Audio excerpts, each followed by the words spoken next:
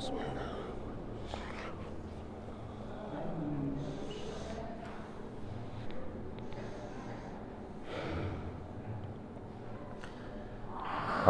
باللہ من الشیطان الرجیم بسم اللہ الرحمن الرحیم الحمد للہ رب العالمین والصلاة والسلام علی اشرف الانبیاء والمرسلین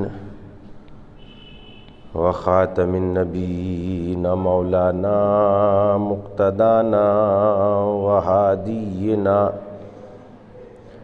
وسیدنا ابی القاسم محمد اللہم صلی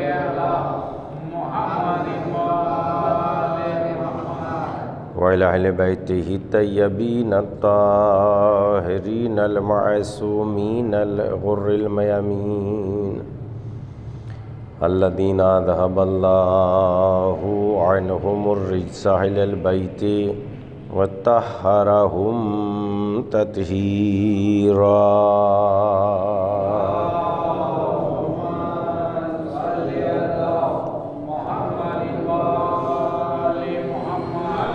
اما بعد فقد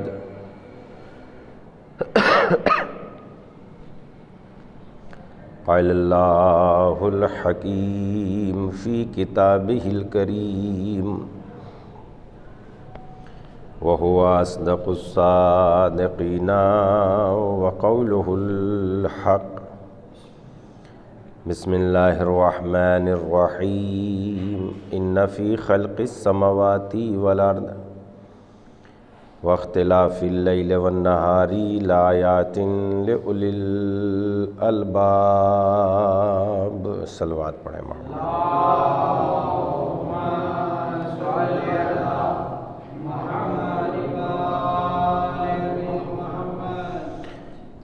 ہماری گفتگو کا زیادہ تر حصہ اور تعلق ہماری خود کی اپنی زندگیوں سے ہوتا ہے، حالات سے ہوتا ہے، اور کائنات کے ذرے ذرے میں عبرت ہے، نصیحت ہے، واعظ ہے۔ اگر کوئی تبدیلی حاصل کرنا چاہتا ہے تو ہر ذرہ ہمیں تبدیلی کا اعلان کر رہا ہے کہ اپنے آپ کو چینج کرو، بدلو۔ اور اگر کوئی بدلنا نہیں چاہتا تو سوئے ہوئے کو جگانا بہت آسان ہے، مگر سونے کی ایکٹنگ کرنے والے کو بیدار کرنا بہت مشکل ہے۔ اس لیے جو بیدار ہے، جو غور و فکر کرتا ہے، بہت چھوٹی چھوٹی سی باتیں میں وہ غور کرتا ہے اور اللہ سے منسلک ہو جاتا ہے اور اپنی زندگی کو اللہ کی بارگاہ میں پیش کرتا ہے۔ ذرا سی غور و فکر، ذرا سے دیر کے ایک لمحے کی فکر، ایک لمحے کا سوچ، ایک لمحے کا شعور، صحیح طریقے سے، بالکل انصاف سے، انسان کو بہت کچھ بنا دیتا ہے، اور اتنا کچھ بنا دیتا ہے کہ میں تحریر نہیں کر سکتا، بلکہ یہ کہیے کہ ایسی جزا دے دیتا ہے کہ نہ کوئی کان سنتا ہوگا اور نہ کسی آنکھ نے ایسی جزا اور عظمت دیکھی ہوگی جو انسان کو بدلنے کے بعد ملتی ہے۔ یہ چیزیں محسوس کرنے کی ہے عقل والوں کے لیے۔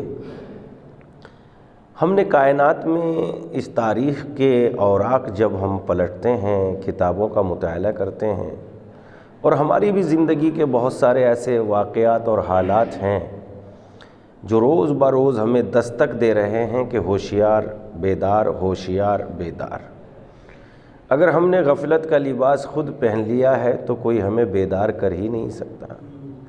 لہذا اس کائنات میں غور و فکر کریں، اور بڑی بڑی طاقتوں کے سامنے یا بڑی بڑی طاقت خرچ کرنے کے بعد جو مقصد حاصل نہیں ہوتا، اسے ذرا سی دیر کی انکساری اور تھوڑی دیر کی فکر انسان میں بڑا مقصد عطا کر دیتی ہے۔ اکڑ انسان کو رسوا کرتی ہے۔ ابلیس نے اکڑ دکھائی، آدم نے انکساری دکھائی۔ اور خدا کی قسم ایک جملہ آپ کے حوالے یہ کہہ کے کرنا چاہتا ہوں کہ ہم سب نبی زادے ہیں، ہم سب نبی زادے ہیں۔ ہاں؟ ہم کس کے بیٹے ہیں؟ اور آدم کون تھے؟ تو ہم نبی زادے ہیں۔ ایک صلوات پڑھ دیں محمد علیہ۔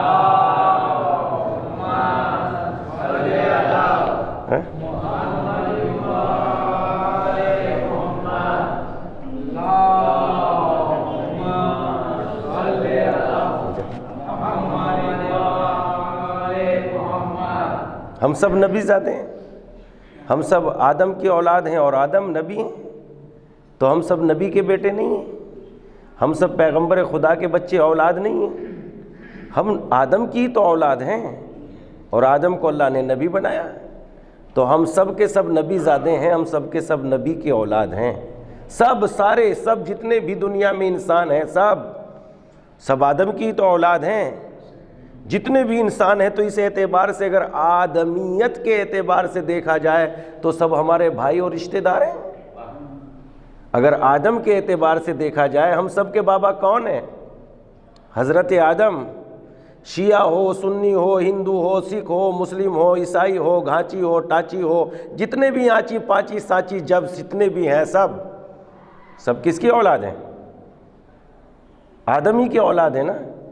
یا کوئی باہر نکل جائے، حد تو یہ ہو گئی کہ پیغمبر اسلام بھی آدم ہی کی اولاد ہیں، امام زمانہ بھی آدم ہی کی اولاد ہیں۔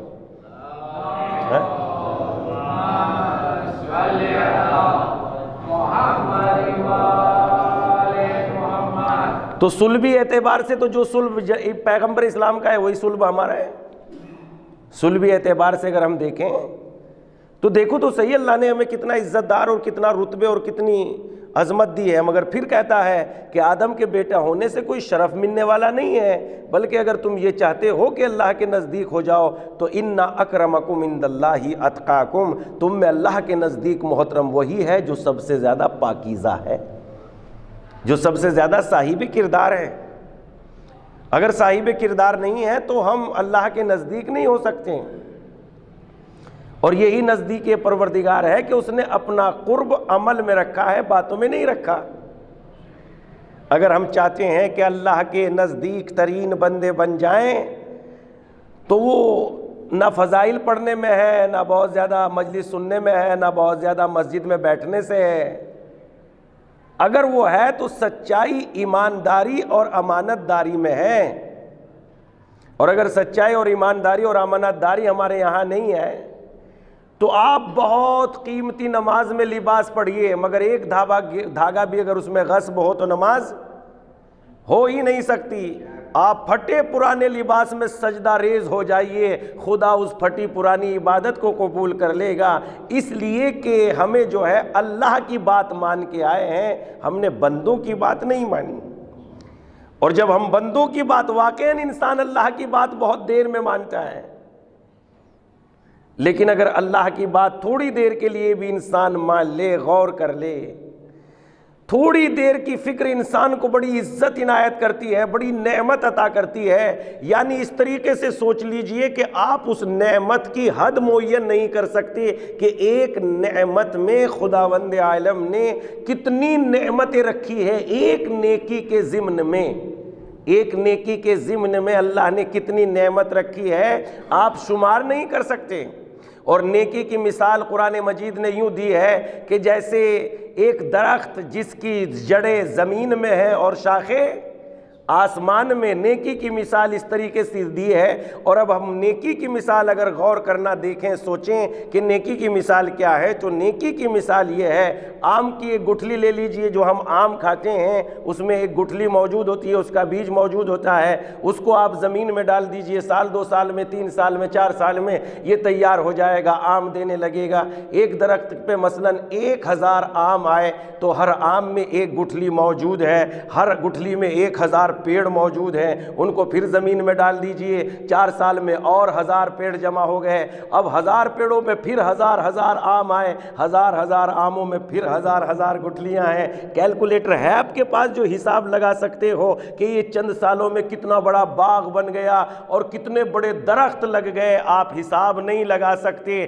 جب اسی طریقے سے نیکیوں کی مثال ہے، ایک نیکی آپ نے قائم کی، اب ہم یہاں سے گزرے، دوسرا آیا اس نے وہی نیکی کی، تیسرا آیا اس نے یہی نیکی کی، اور اسی اعتبار سے اگر وہ نیکی سارے سماج اور معاشرے میں پھیل گئی تو کون حساب لگا سکتا ہے کہ خدا کہ یہاں اس کی جزا کیا ہے؟ کوئی حساب لگا سکتا ہے؟ تو اللہ کی ذات پہ بھروسہ، پروردگار عالم کی بارگاہ میں فکر و شعور استعمال کرنا، بدلنا اپنے آپ کو، بدل کے ذرا سا دیکھو تو صحیح کہ اللہ کی نعمتوں کا انتظار تو کرو کہ وہ دیتا ہے کہ نہیں دیتا، تھوڑا سا اس کی بات مان کے تو دیکھو کہ میں نے تو اس نے جو مجھے کہا تھا میں نے تو پورا کر دیا، اب اس نے جو کہا ہے وہ بھی پورا کرتا ہے کہ نہیں کرتا۔ اور تمہیں یقین دلانے کے لیے قرآن نے کہا ان اللہ لا یخلف المیعاد، تم وعدہ فراموشی کر سکتے ہو، خدا اپنے وعدوں کو فراموش نہیں کر سکتا، خدا اپنے وعدے کی مخالفت نہیں کرتا۔ مانگو اس پروردگار عالم سے جتنا چاہو، جو چاہو مانگ لو، یہاں تک کہ حدیث قدسی میں ارشاد ہوتا ہے اگر میں سب بندوں کو ان کی خواہشوں کے مطابق عطا کر دوں، ایک انسان کی خواہش کتنی ہو سکتی ہے؟ اگر ساری دنیا پر بھی اسے حکومت دے دے تو آسمان پہ پہنچنے کی کوشش کرتا ہے، تو ایک انسان کی خواہش پوری نہیں ہو سکتی، مگر خدا نے کیا فرمایا؟ اگر میں سارے بندوں کو، تمام بندوں کو ان کی خواہش کے مطابق دے دوں تو میرے دریائے کرم یا میری دریائے رحمت میں اتنا کمی نہیں آئے گی جتنا تم سمندر میں رسی کو ڈالتے ہو اور رسی پہ جو پانی لگاتا ہے، اتنی بھی میری دریائے رحمت اور میرے خزانوں میں کمی۔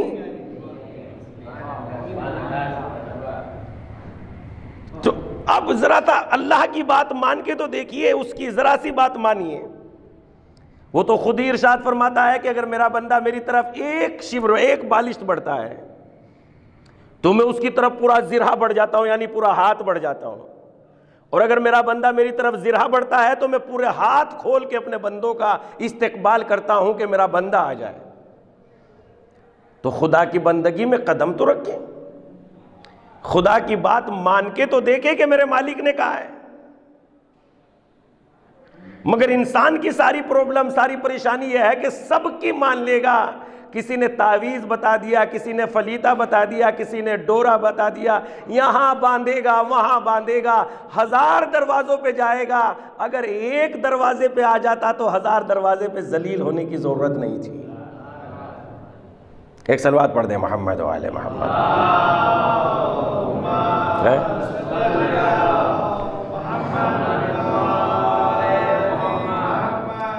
ہر دروازے پہ جائے گا مگر سب کی مان لے گا، یہ وہ اتنے وہ ڈال کے، یہ دوائی وہ دال ڈال کے، یہ انڈا ڈال کے دریا میں ڈال دیجئے گا، برج پہ رکھ دیجئے گا، راستوں پہ رکھ دیجئے گا، سب ماننے کے لیے تیار ہے، نہیں مانتا تو خدا کی نہیں مانتا۔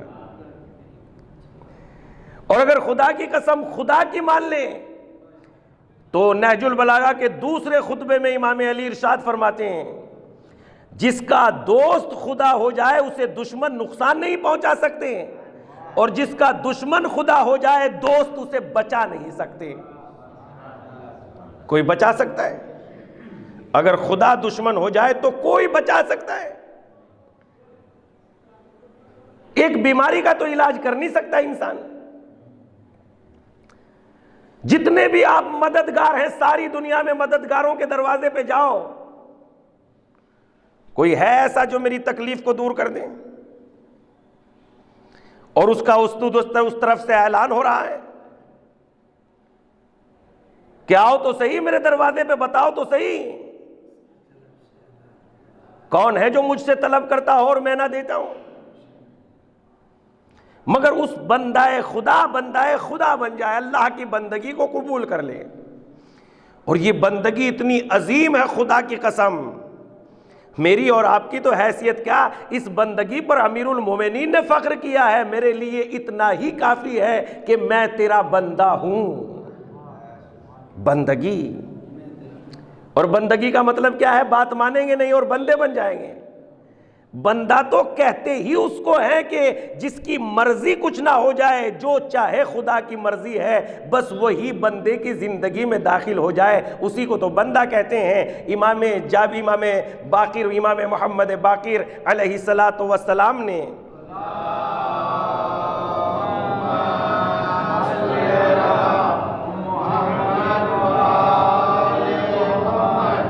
جناب جابر سے معلوم کیا، اے جابر، تم نے بہت سارے اماموں کا زمانہ دیکھا، تمہارا ایمان کہاں ہے؟ یعنی کس منزل پر ہے؟ جناب جابر نے کہا مولا بس اتنا سمجھ لیجئے کہ فقیری کو مالداری پر ترجیح دیتا ہوں، یعنی مالدار بننا پسند نہیں ہے، فقیر رہنا پسند ہے۔ یہ بڑی ہائی کوالٹی کا ایمان ہے، بڑے درجے کا ایمان ہے یہ۔ لیکن اب امام کا جواب سنیے اس سلسلے میں۔ جابر تمہارا ایمان کہاں پہنچا؟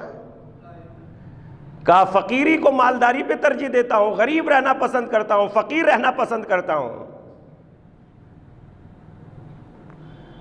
بیماری کو صحت پر ترجیح دیتا ہوں، یعنی اگر بیمار رہوں تو مجھے زیادہ پسند ہے، اس لیے صحت میں تو غرور بھی پیدا ہو سکتا ہے مگر بیمار میں انکساری پیدا رہتی ہے۔ کہا جابر بس؟ جابر نے تعجب کیا کہ مولا اب اس ایمان میں بھی کوئی کمی رہ گئی؟ امام نے فرمایا کہ جابر نے پھر معلوم کیا کہ مولا اور آپ؟ کہا ہمارا اپنا تو کوئی فیصلہ ہی نہیں ہوتا، ہمارا اپنا کوئی فیصلہ نہیں ہوتا۔ وہ صحت دینا چاہتا ہے تو ہم صحت لے کے خوش رہتے ہیں، وہ بیماری دینا چاہتا ہے تو ہم بیماری لے کے خوش رہتے ہیں۔ جابر تمہارے ایمان میں نقص یہ ہے کہ تم نے خود اپنی زندگی کا فیصلہ سنا دیا۔ مومن وہ ہوتا ہے جو خود فیصلہ نہیں سناتا، وہ حکم وہ دیتا ہے، مومن عمل کرتا ہے اور فیصلہ پروردگار سناتا ہے۔ فیصلہ تو پروردگار عالم کے ہاتھ میں، مگر ہم اپنی زندگی کا خود فیصلہ کر دیتے ہیں۔ نہیں، بندے کو ایسا نہیں ہونا چاہیے۔ تھوڑی سی بات، تھوڑی سی جگہ، تھوڑی سی زندگی میں حکم خدا کو جگہ ڈھونڈے کہ اللہ کے حکم کی جگہ میری زندگی میں کہاں ہے۔ 2 پیسے مل رہے ہیں مجھے حرام سے، کیا چھوڑ سکتا ہوں؟ ہمت ہے؟ اگر آج میں نے یہ کام چھوڑ دیا تو یہ مجلس یا ایام عزا کامیاب ہو گئے، لیکن اگر مجلس ایام عزا خوب برپا کی، رات دن مجلس کی، خوب شور مچایا اور وہیں کا وہیں رہا جہاں تھا، تو کچھ بھی نہیں ہوا۔ شور ہے؟ کچھ بھی نہیں ہے، خدا کی قسم شور کے علاوہ کچھ بھی نہیں۔ لوگوں کو، دوسروں کو پریشان کرنا ہے۔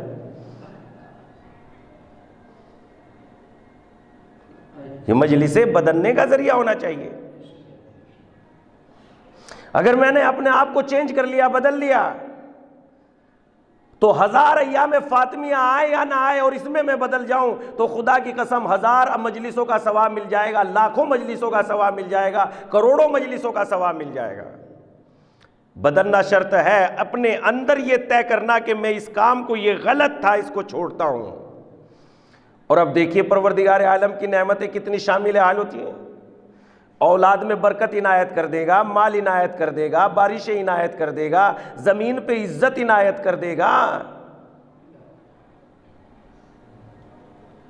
اگر میں حکم خدا کے سامنے اپنی زندگی کو خم کر دوں، ذرا سا فکر سے استعمال کروں، غور کروں۔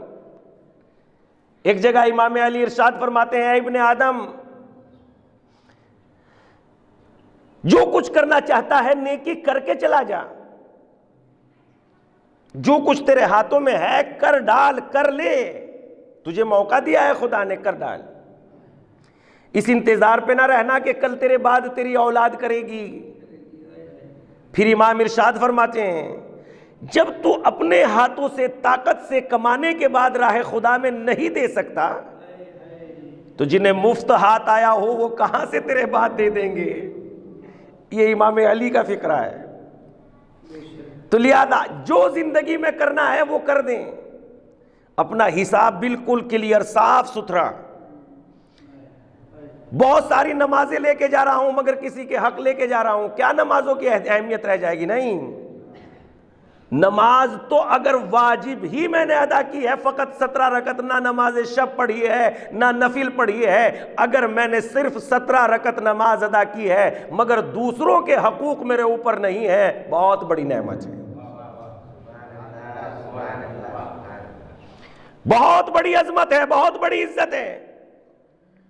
مگر 1,00,000 رکعتیں نامہ اعمال میں ہے، 1 کروڑ صلوات نامہ اعمال میں ہے، مگر دوسروں کے حقوق بھی میرے اوپر ہے، غصب بھی میرے اوپر ہے، بے ایمانی بھی میرے اوپر ہے، دوسروں کے مال بھی میرے پاس ہے، تو کوئی حیثیت نہیں ہے، کوئی حیثیت نہیں۔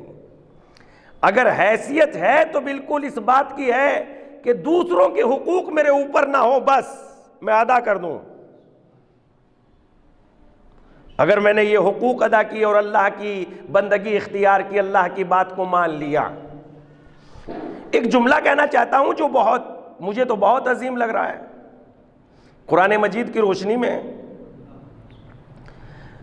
اہل بیت علیہ السلام نے بہت اعمال انجام دیے، روزے بھی رکھے، حج بھی کیے اور بہت ساری چیزیں انجام دی، لیکن کسی عمل کے بدلے میں قرآن نے نہیں کہا کہ بھائی خدا ان کا شکریہ ادا کر رہا ہے، انہوں نے نمازیں پڑھی۔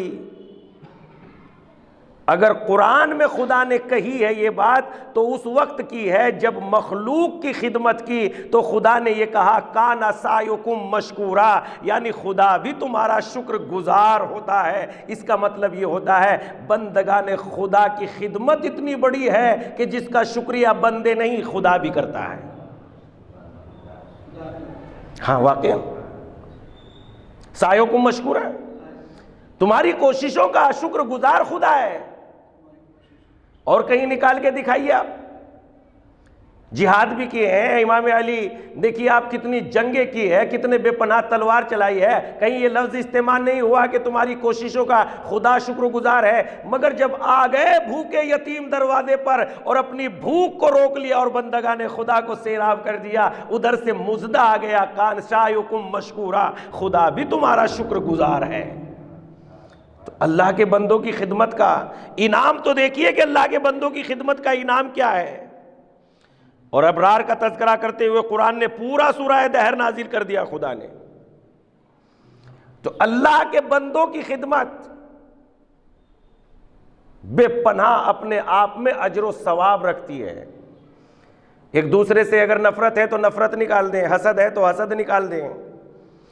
اور یہ طریقہ ہمیں امام سجاد علیہ السلام نے بیان کیا ہے، بہت بڑی بات، بہت بڑا جملہ۔ اس جملے کو یاد کر لیجئے، لکھ لیجئے گا۔ میری 2 مجلس تو پتنگ بازی کے نظر ہو گئی، 3 ٹھیک ٹھاک رہی۔ ایک صلوات پڑھ دیں محمد والے محمد پر۔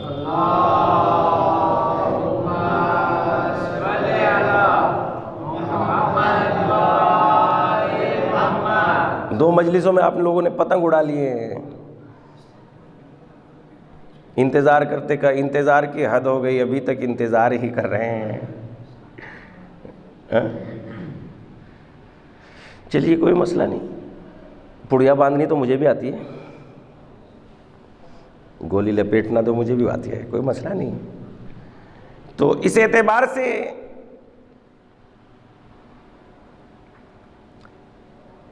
اگر کسی کو کچھ رتبے مل گئے ہیں تو امام نے ایک نسخہ بتایا، ایک طریقہ بتایا کہ میں اپنے پروردگار کی بارگاہ میں کیسے حاضر ہوں۔ کسی کو رتبے مل گئے، کسی کو عزت مل گئی، کسی کو دولت مل گئی، اور میں بے قرار ہوں کہ اس کو کیوں مل گیا، اس کو کیوں مل گیا، اس کو کیوں مل گیا۔ اس چیز کو اپنے ذہن سے نکال دیجئے۔ جب خدا دے رہا ہے تو کون روک سکتا ہے، اور جب خدا لینے پہ آئے گا تو کون روک سکتا ہے۔ تو اس ذہن کے اپنے آپ سے دوسرے سے حسد نفرت کے اسے کیوں مل رہا ہے، آپ کچھ نہیں کر سکتے۔ آپ اگر اس کی بدگوئی کر رہے ہیں تو خدا اور زیادہ نواز دے گا۔ تو ایک دوسرے سے حسرت، حسد، نفرت، یہ سب اپنے دماغ سے نکال دیجئے کیسے. بلکہ امام نے ایک جملہ فرمایا، ایک نسخہ دیا کہ جب کبھی دعا کے لیے ہاتھ اٹھاؤ تو حسد کا دل لے کے نہیں، بلکہ پروردگار عالم کی بارگاہ میں ہاتھوں کو اٹھا کے کہو پروردگارہ وہ بھی تیرا بندہ ہے، میں بھی تیرا بندہ ہوں، جب تو اسے دے سکتا ہے تو مجھے بھی عنایت کر دے، میں بھی تو تیرا ہی بندہ ہوں. کیا میں کسی اور کا بندہ ہوں؟ میں بھی تو تیرا ہی بندہ ہوں. وہ تو نالائق کو بھی دیتا ہے، جو نمرود کو دے رہا ہے، فرعون کو دے رہا ہے، تو مجھ جیسے نالائق کو ضرور دے دے گا. اور میں کہاں کا لائق بیٹھا ہوں؟ میں کہاں کا لائق ہوں؟ میں لائق ہوں؟ کون سی چیز ہے میرے اندر لائق والی؟ نماز کے اعتبار سے دیکھے جائے تو وہ صحیح نہیں ہے، زبان کے اعتبار سے دیکھا جائے تو وہ صحیح نہیں ہے، کردار کے اعتبار سے دیکھیے ہو سکتا ہے اچھی باتیں تب تک کر رہا ہوں جب تک ہاتھ نہ پہنچتے ہوں. اگر ہاتھ پہنچ جائے تو وہاں رکنا یوسف جیسوں کا کام ہے، ہم جیسوں کا نہیں. بہت بڑی بات کہہ دی میں نے. ایک صلوات پڑھ دیں محمد والے.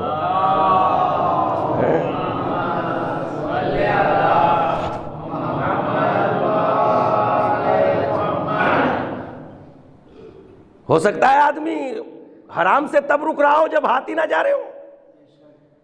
جب ہاتھ نہ پہنچ رہے ہو تب رکنا کمال نہیں ہے. جب بالکل اختیار میں ہو اور گناہوں سے منہ موڑ دے تب بڑا کمال ہے. زبردستی مجھے رسیوں میں باندھ دیا اور کہا کہ میں اس ہال سے باہر ہی نہیں نکل سکتا تو نہ نکلنا کہاں کمال ہے. اور کوئی رکاوٹ نہ ہو اور پھر حکم خدا مانتے ہوئے باہر نہ نکلوں تب تو کمال ہے.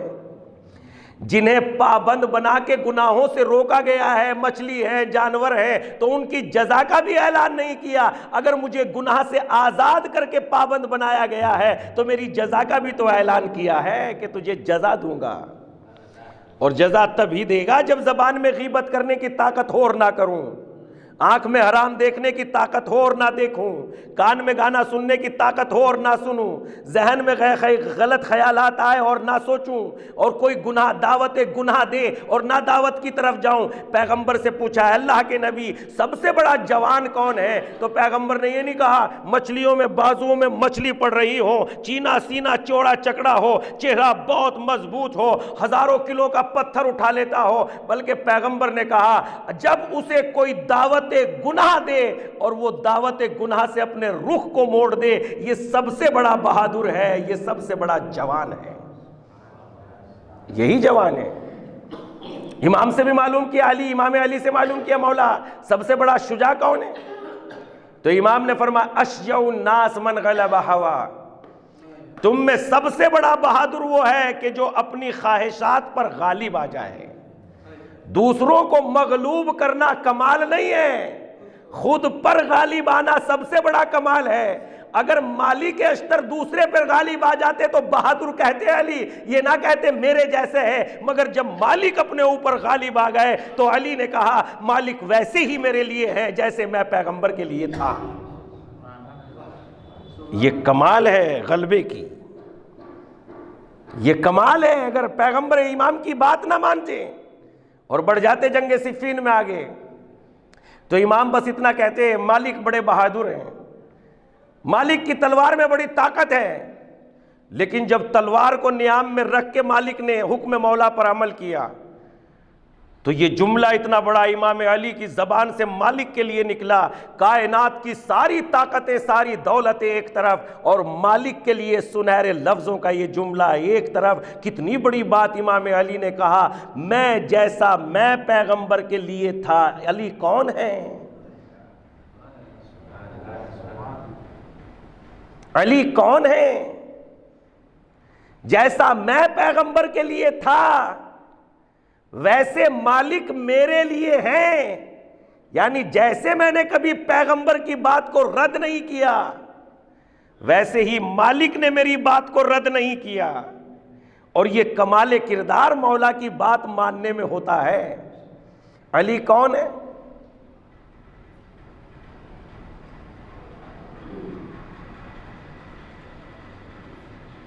علی کے لیے ایک جملہ آپ کی خدمت میں پیش کرتا ہوں، ایک ہی جملہ.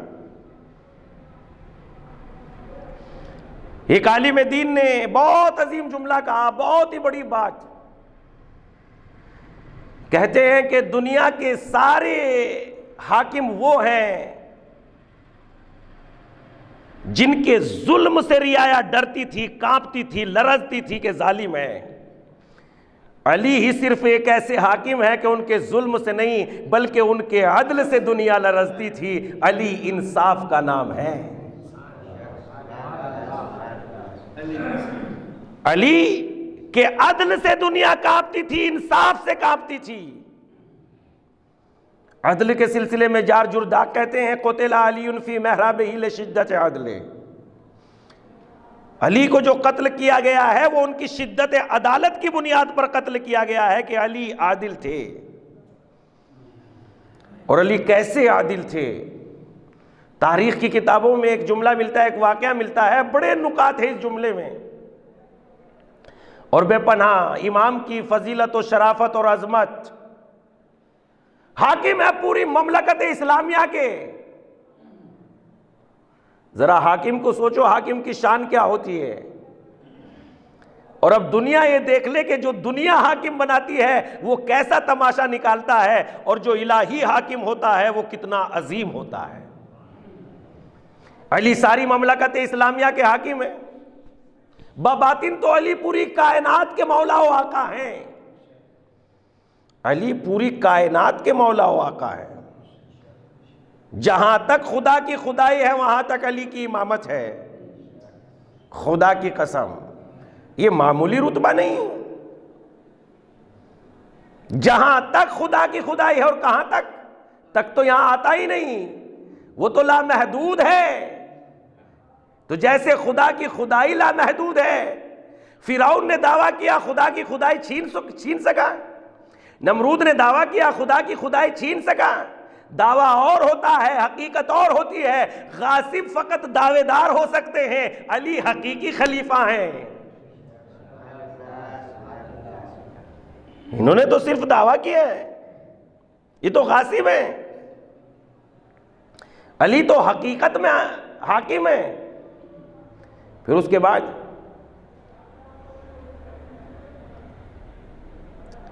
پوری مملکت کے حاکم ہے، پوری اسلامی حکومت. اور دیکھیے کتنی شرافت، کتنی عظمت، کتنی عزت، دوسروں کو کتنی عزت دیتے ہیں علی. اور یہ میرے لیے سبق کی باتیں ہیں، سوچنے کی باتیں ہیں.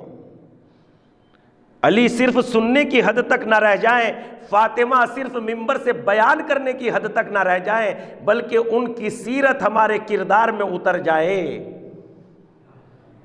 پوری مملکت کے حاکم. ایک یہودی کو دیکھا، آپ کی جنگ صفین سے واپسی کے موقع پر ایک رضا زرہ کھو گئی.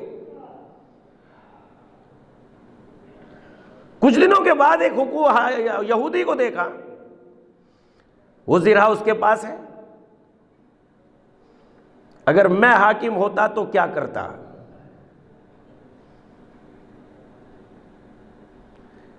کیا میں دو چار کو مثلاً سپاہی وغیرہ کو بھیج کے دو چار تماچے، اس کا تو کہنے کا موقع بھی نہ آتا کہ یہ میں نے نہ چرائی ہے نہ میری ہے، کوئی بولنے کا موقع نہیں آتا. دو چار تماچے ایسے لگوا دیتا کہ کبھی بولنے کی ہمت نہ ہوتی. مگر علی نے ایسا نہیں کیا. اور اس سے کہا بھائی یہ زرہ میری ہے. اور دیکھیے کتنا عظیم جملہ امام فرماتے ہیں.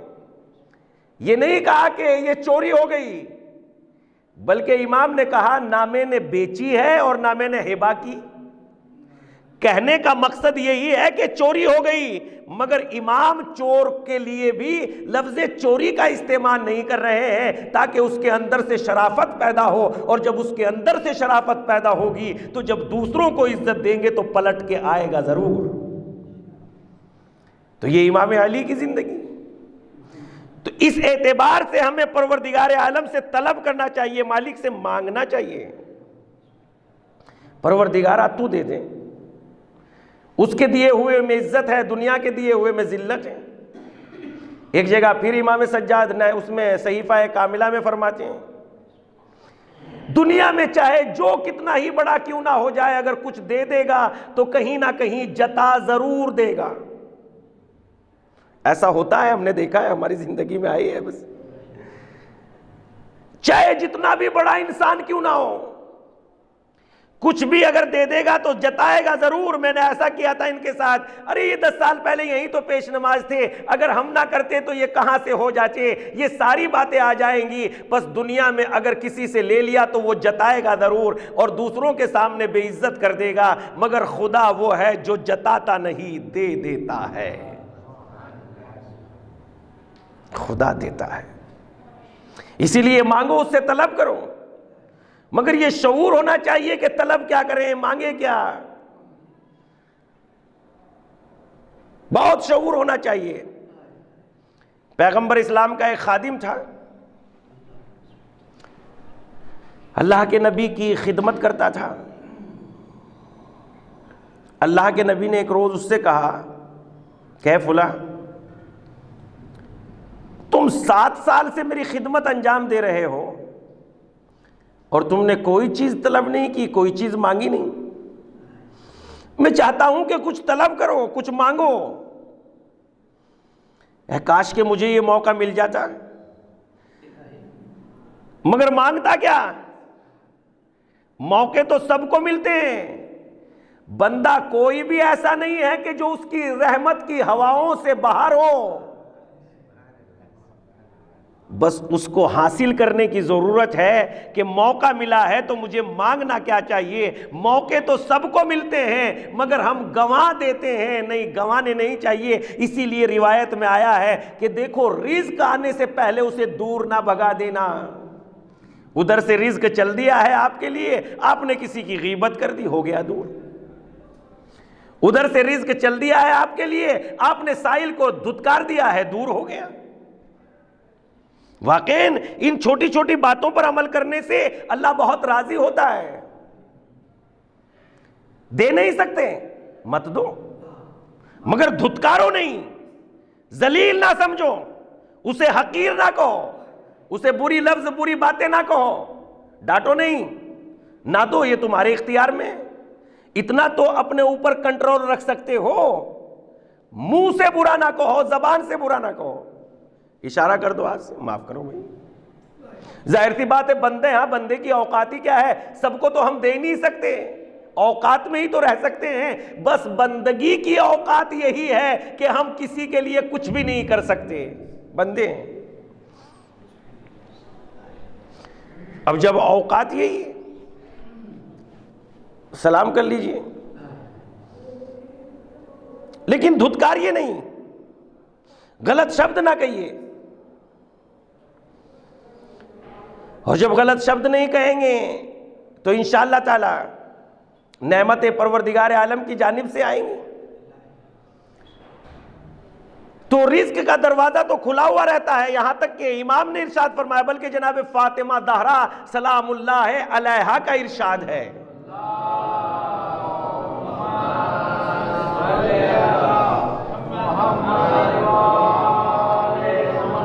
اگر لوگ علی کی پیروی کر لیتے تو ابھی تو زمین رزق پیدا کر رہی ہے، اگر لوگ علی کی پیروی کر لیتے تو آسمان سے رزق نازل ہوتا۔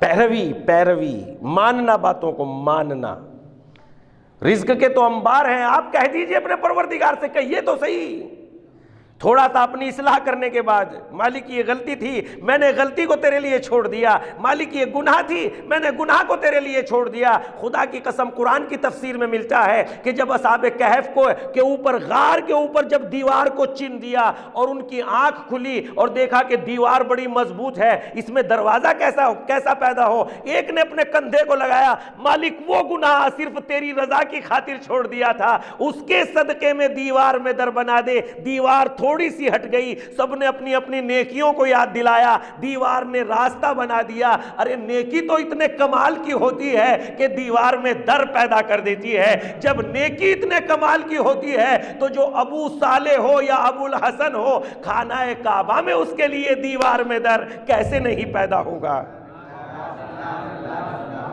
نعرہ حیدری! آپ پڑھیے تفسیر میں، سورہ کہف میں جائیے، اور سورہ کہف کی تفسیر میں آپ دیکھیے علماء کرام نے یہ واقعے لکھے ہیں، وہ گناہ بھی لکھے ہیں کیا کیا تھے، کس کو کیا کیا چھوڑا تھا، میرے ذہن میں نہیں ہے ابھی، اور گھڑ کے میں پڑھ نہیں سکتا، ہے کہ نہیں؟ تو اس لحاظ سے جو ہے نیکیاں اتنی عظیم ہوتی ہیں، ذرا سا نیکیوں کے دروازوں کو کھٹکھٹاؤ تو صحیح کہ نیکیاں کتنی عظیم ہوتی ہیں۔ تو اسی لیے اگر یہ لوگ علی کی پیروی کر لیتے، نیک ہو جاتے، نیکی کو سوچتے،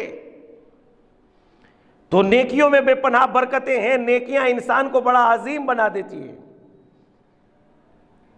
اسی لیے اسے ہر انسان کی زندگی میں ایک موقع آتا ہے، بلکہ ہر روز موقع آتا ہے کہ وہ اپنے پروردگار سے طلب کرے۔ مالک یہ حرام مال اتنا مل رہا تھا، تیرے لیے چھوڑ دیا پروردگارا، اس سے زیادہ تیری بارگاہ سے چاہتا ہوں، تو دے گا، خدا کی قسم دے گا۔ ممبر سے کہہ رہا ہوں اور میں کون ہوں آپ جانتے ہو، آپ کہیے اتنا تھا مالک چھوڑ دیا، تیرے لیے چھوڑ دیا، اگر نہ دے تو فون کر کے پوچھ لیجئے گا غلام باز صاحب کیا کہہ رہے تھے، نزدیک رہتا ہوں بامبے میں، ہر روز آتا رہتا ہوں، بہت آتا ہوں آپ کے یہاں گجرات میں، چھوڑ کے دیکھیے تو اگر اس سے زیادہ خدا نے نہ دیا۔ اور جب انسان حرام کو کھائے گا تو ضمیر جھٹکے دے گا، اور جب انسان اسے چھوڑ دے گا ضمیر میں بڑا ان کی مثلاً اطمینان پیدا ہو جائے گا، سکون پیدا ہو جائے گا، چھوڑیے تو صحیح۔ اور جب چھوڑ دے گا بندہ، چھوڑیے، آپ چھوڑ کے دیکھیے، کبھی مان لیجئے کوئی کہہ رہا ہے، میں یہ نہیں کہہ رہا ہوں کہ میں خطیب ہوں، کون ہے ذاکر ذاکر اہل، کچھ نہیں کہہ رہا ہوں، ایک آدمی کہہ رہا ہے، مان لیجئے آپ اس بات کو، گناہوں کو کبھی چھوڑ کے دیکھیے۔ رجب علی خیاط کا واقعہ نہ جانے کتنی مرتبہ پڑھا گیا ہوگا، کتنی مرتبہ سنا گیا ہوگا، اور جب گناہ کی دعوت دی تو گناہ کی دعوت کو رد کر دیا، اور ایک معمولی سا درزی ہی تھا بیچارہ، لیکن جس کے لیے جو کہہ دیا کرتا تھا خدا پوری کر دیا کرتا تھا۔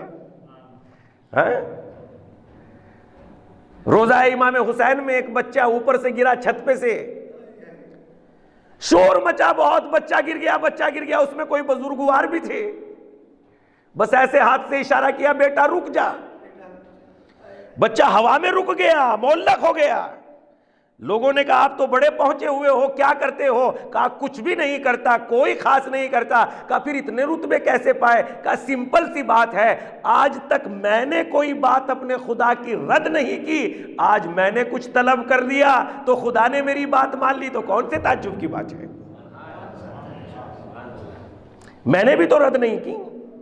نبی اور امام کے عہدے بھی اسی لیے عظیم ہوتے ہیں کہ ان کی زندگی میں اپنی خواہشیں نہیں ہوتی، خدا کا حکم ان کے اوپر حاکم ہوتا ہے، اسی لیے جب وہ خدا سے مانگتے ہیں تو دعا رد نہیں ہوتی، اور یہ ہوگا تبھی جب ہم خدا کے بندے بن جائیں گے۔ اگر ہم یہ چاہیں کہ گناہ کرتے رہے، دے گا اس کے بعد بھی محروم تو نہیں کرے گا، اتنا تو دیتا رہے گا کہ دال روٹی چلتی رہے گی، اس لیے وہ کریم ہے، اور کریم اس سے کہیں بلند و بالا ہے۔ یہاں تک کہ جب کسی نے امام سے پوچھا، امام روز قیامت اللہ ہمارا حساب کیا لے گا؟ کیا یہ پوچھے گا گندم کیا ہے؟ کیا یہ پوچھے گا کتنا ہے؟ اس کے بعد امام جواب دیتے ہیں کہ ذرا ایمانداری سے بتائیے، جب تم کسی مہمان کو دسترخوان پہ بلاتے ہو تو کیا اس سے پوچھتے ہو تم نے روٹی کتنی کھائی ہے، تم نے غذا کتنی کھائی ہے؟ ارے جب انسان ہو کے گندم کا حساب نہیں لیتا تو خدا روزی اور روٹی کا حساب نہیں لے گا، بلکہ ولایت علی کے بارے میں پوچھے گا، ائمہ کی ولایت کے بارے میں پوچھے گا، زندگی کے بارے میں سوال ہوگا۔ تو اگر خدا سے طلب کریں تو خدا سے مانگیں، اور جب ہم خدا سے طلب کریں گے خدا سے مانگیں گے۔ ان جناب سے کہا جناب پیغمبر اسلام نے مانگی، جو تمہیں طلب کرنا ہے کر لیں۔ اگر مجھے یہ موقع مل جاتا تو پہلے سے کہتا یہ 10-20 دشمن ہیں میرے پالیتانہ میں، سب سے پہلے انہیں ختم کر دے، انہیں موت دے دے، اور بھلائی کی دعا تو دوستوں کے لیے بھی نہ کرتا، چونکہ میں بخیل ہوں. کاش یہ میری باتیں واضح ہو جائے. ایک صلوات پڑھ دیں محمد و آل محمد پر.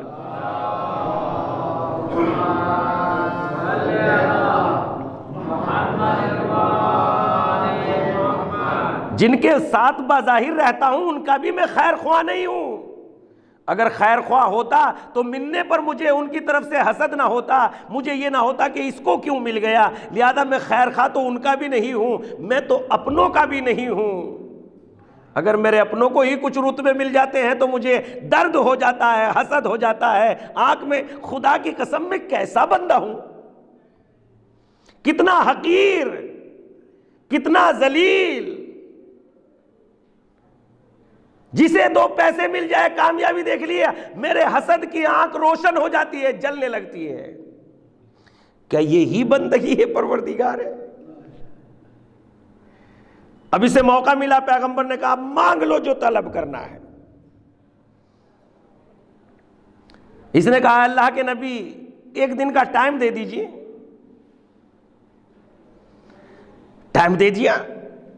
اگلے دن یہ پھر آئے, اپنی ڈیوٹی پہ آئے, اپنی جاب پہ آئے.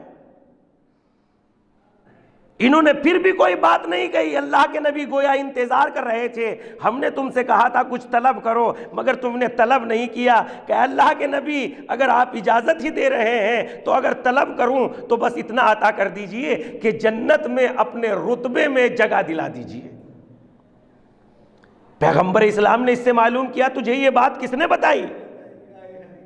اے اللہ کے نبی میں نے غور کیا اور میرے دل و دماغ نے یہ بات مجھے سمجھائی کہ اگر اولاد مانگ لوں گا تو چاہے جتنی ہو جائے 1 دن موت تو آ ہی جائے گی, اور اگر مال مانگ لوں گا تو چاہے جتنا مل جائے 1 دن تو ختم ہونا ہی ہے.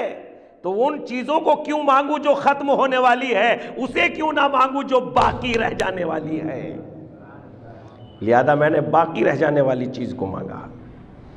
تو اس لیے بندگی اللہ کا حکم میری زندگی میں ہونا چاہیے, میں اللہ کا بندہ بنوں.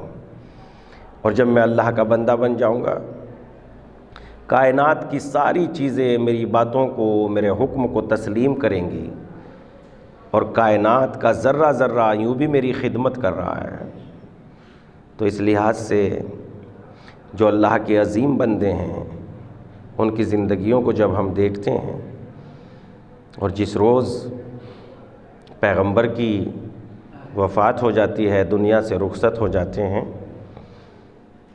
در اہل بیت پر, سیدہ کے دروازے پر مصیبتوں کے وہ پہاڑ ٹوٹ جاتے ہیں جو واقعاً نہ قابل ذکر ہیں نہ قابل برداشت. نہیں معلوم کن لفظوں میں بات کو ادا کیا جائے, چونکہ جو حالات امام علی علیہ السلام کے سامنے گزرے ہیں اور جن حالات سے سیدہ کا گھرانہ دوچار ہوا ہے, وہ حالات اتنے خطرناک ہیں کہ لفظوں میں ان مصائب کو نہ بیان کیا جا سکتا ہے نہ سمجھایا جا سکتا ہے.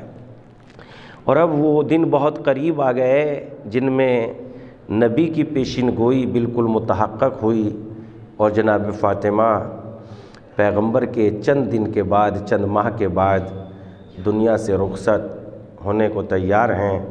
اور وہ وقت بھی آ گیا کہ جب جناب فاطمہ دنیا سے رخصت ہوتی ہیں, وصیتیں کرتی ہیں. جناب فاطمہ کی ایک طرز عمل یہ تھا کہ آپ اپنے ساتھ ایک پیپر رکھتی, جو باتیں یاد آتی جاتی آپ انہیں تحریر کرتی.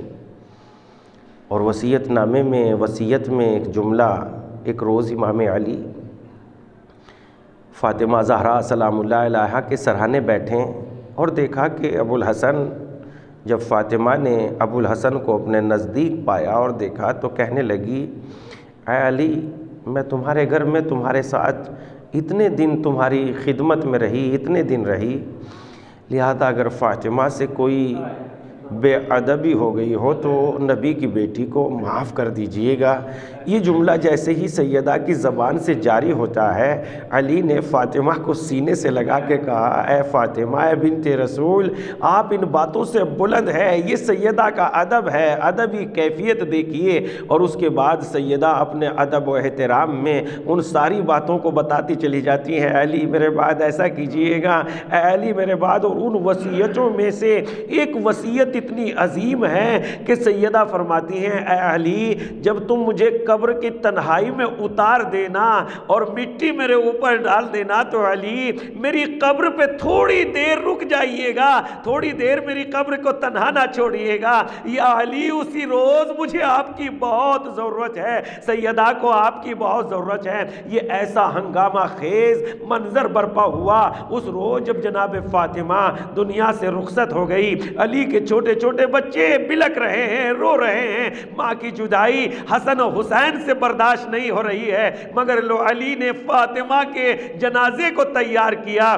علی کے سامنے خدا کی قسم اتنا اندھیرا آ گیا تھا، اتنا اندھیرا تھا کہ علی پہچان نہیں پا رہے تھے کون ہے اور کون نہیں ہے، اور چند مختصر سے لوگ جنازے میں تھے۔ اور علی نے جب سیدہ کے جنازے کو قبر میں اتارا، نماز جنازہ پڑھی، اور نماز جنازہ میں بھی علی نے ایک جملہ کہا، اے پروردگارا تیرے نبی کی بیٹی کو تیری بارگاہ میں بھیج رہا ہوں، اس نبی کی بیٹی کو، یہ نبی کی بیٹی سیدہ آ رہی ہیں۔ اور اس کے بعد نماز جنازہ سے ادا کرنے کے بعد علی نے سیدہ کو قبر میں اتارنا چاہا، قبر میں اتار دیتے ہیں۔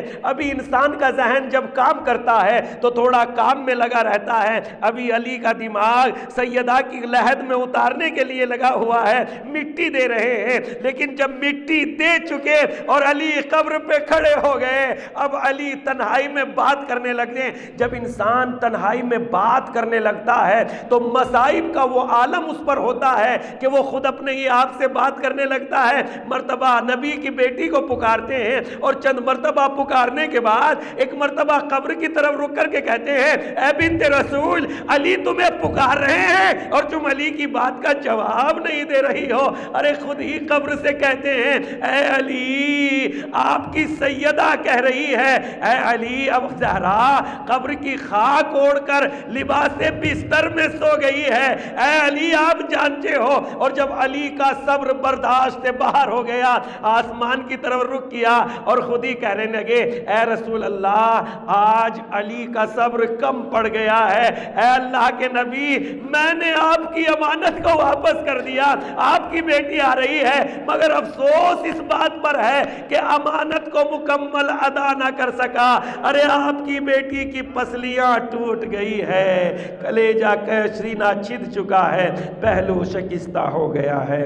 علی لعنت اللہ علی قوم الظالمین وسيعلم الذين ظلموا أي منقلب ينقلبون۔ پروردگارہ تجھے واسطہ محمد و آل محمد کا ہماری مختصر عبادت کو قبول فرما، بے روزگاروں کو روزگار عنایت فرما، پریشان حالوں کی پریشانیوں کو دور فرما، پروردگارہ بیماروں کو صحت کامل عنایت فرما، پروردگارہ ہمیں دین اسلام پر عمل کرنے کی توفیق عنایت فرما، پروردگارہ ہمیں دین کو سمجھنے کی توفیق عنایت فرما، پروردگارہ ہمیں اپنے آپ کو بدلنے اور دین کو سمجھنے اور عبرت حاصل کرنے کی توفیق عنایت فرما۔ پروردگارہ کل ملا کے دعا یہ ہے کہ تجھ پہ ہمیں بھروسہ ہو جائے، تجھ پر توکل کی صفت مل جائے، ایسی توفیق عنایت فرما۔ پروردگارہ جب کہ ہم جانتے ہیں تیرے علاوہ کوئی بھروسے کے لائق نہیں ہے، مگر نہ جانے پھر بھی اسباب پہ بھروسہ ہوتا ہے، مالک ہمیں اپنے اوپر توکل کرنے کی توفیق عنایت فرما۔ پروردگارہ دین کی خدمت میں زندہ رہیں، دین کی خدمت میں موت آئے، ایسی توفیق عنایت فرما۔ پروردگارہ جہاں جہاں انسان بستے ہیں ان سب کو اس مرض سے نجات عنایت فرما۔ پروردگارہ ہمیں اہل بیت کا اخلاق اور کردار اختیار کرنے کی توفیق عنایت فرما، اور جب ہم اہل بیت کے سچے شیعہ اور ان کے اخلاق کو کردار کو اختیار کر لیں تو ہمارے آقا و مولا کے ظہور میں جلدی فرما، اور پروردگارہ جب تو انہیں بھیج دے تو ہمیں ان کے آوان و انصار میں شمار فرما۔ ربنا تقبل منا انک انت السمیع العلیم۔ آپ حضرات سے گزارش، ایک مرتبہ سورہ حمد اور 3 مرتبہ سورہ توحید کی تلاوت فرما کر کل مومن مومنات کی ارواح کو ایصال فرما دیجیے۔